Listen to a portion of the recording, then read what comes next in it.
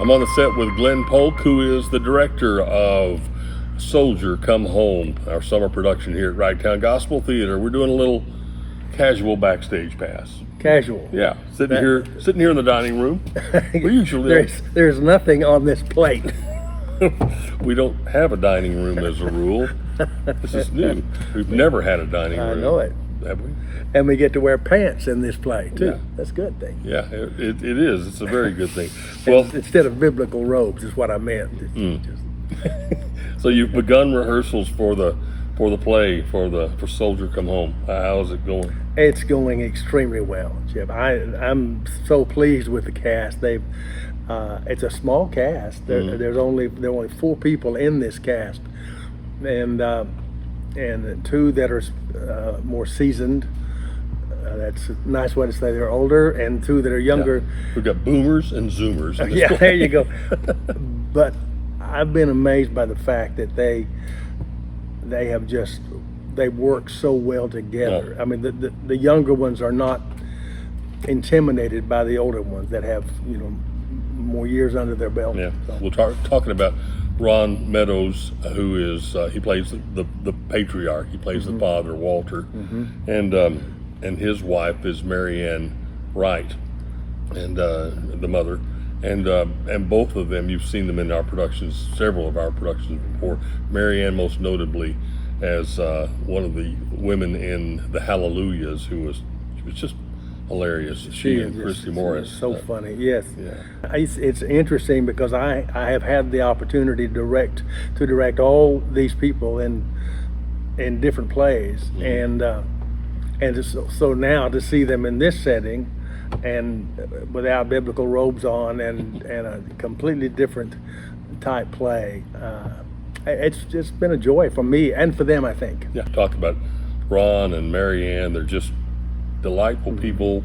Both of them have hearts for the Lord. They are all about what we do out here. Yes, and I appreciate that so much. And then Max. Max Cole. Max is he is also a delightful guy. And yeah, he is. He's a neat fellow. He just graduated from high school, but he also got his associate's degree at South Plains at the same time. Yeah, I think he graduated from college a week before he graduated from high school. And got his EMT certification at the same time, and broke some kind of giant record in the pole vault at the same time. He's been really busy. He's a busy boy. And Glenn was getting on to him for not doing his lines, not learning all of his lines, but he was taking all these tests at the same time. He was like, next week, I promise.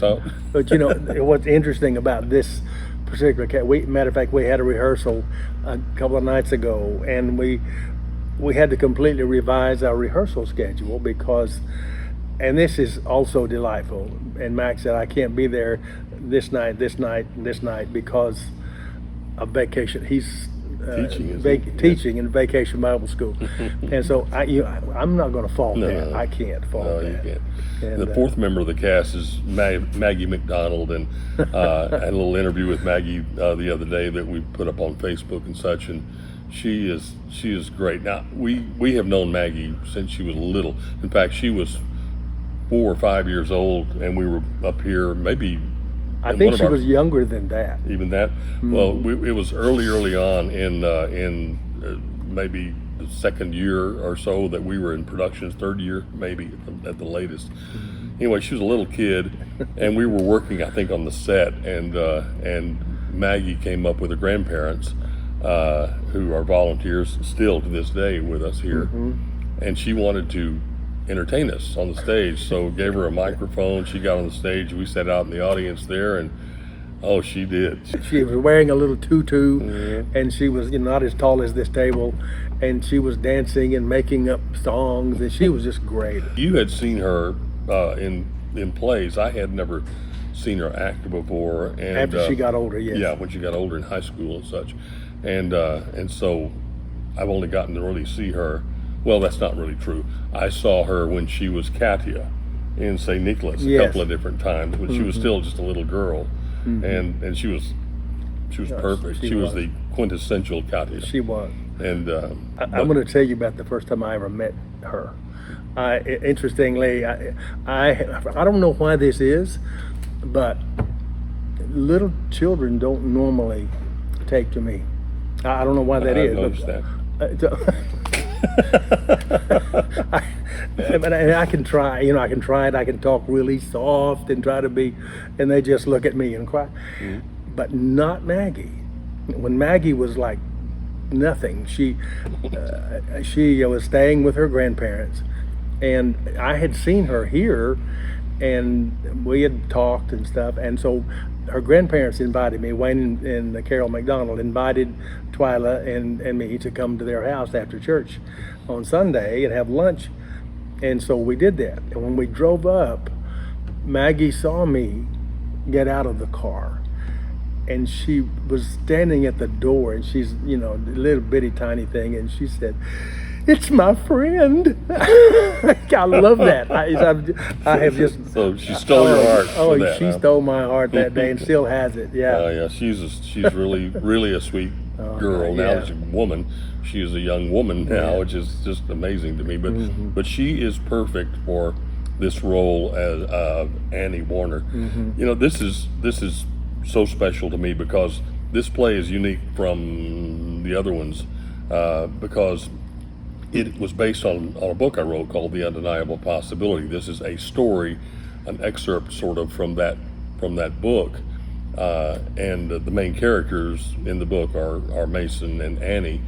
And to see them come alive as a young couple, couldn't have picked two more perfect kids to do those roles. And it's just the neatest thing to see all four of those characters come to life, and there's a lot of people in our audience who've read The Undeniable Possibility. I think they'll get a kick out of seeing Annie. See those people come to life. Yeah, and see them all come to life. And as a little commercial for Chip, if you have not read that book, The Undeniable Possibility, it's not a hard read. It's I had the privilege of proofing it for him, and that took several days. Yeah, but I read it, and then when the book actually came out, I read it again, and then I have read it since then as well. It's one of the best books, literally, and I'm not blowing smoke up your britches leg. It's one of the best books I've ever read because the characters are so well developed, and so I'm excited about getting to bring those people to life. And I love that you love the story already, and so just bringing that. I gave all four cast members a copy of the book the other day, and in hopes that they could read it and kind of get the backstory and all. But I think the story that's in the play is a complete story, even though it's only just a little piece of that book. It is. It was a unique and kind of fun thing to do. This is part of our commemoration of the 250th anniversary of the nation, and as you probably know, for quite a long time, it's been our policy here that veterans and active duty military, we consider their tickets prepaid by their service. Absolutely. So they get in free, and we're delighted to do that, and hope that we'll have a lot of veterans come and see this because the story, talking about the plot, the story addresses the difficulty that people coming back after a war often have in kind of reassimilating into their family and their town and so forth. This takes place after the Korean War, and there was, that was such an unusual war. I was just an infant, and you were too young probably to remember it, maybe a little bit. I remember a little of it. But you never heard a lot of hoopla about the Korean War. In fact, you never heard much at all about it afterwards. That's true. And then on the heels of that was Vietnam. I just feel like a lot of those guys just never got their due because they went and they served and they were doing something vital, Absolutely. fighting communism. And they those guys and they were drafted, and back in those days, it's not like they wanted to go and leave their family and be ripped out of all that, the environment that they loved and were happy with it, but it was their love for country. Sure. And they went and they did their duty, and I think those people need to be celebrated. Yeah. And we do that here at Ragtown. And I so hope that there are people who will come. You may know people who are dealing with that very same thing. Back in the day, we called it shell shocked, and now they call it PTSD. But it's the same thing.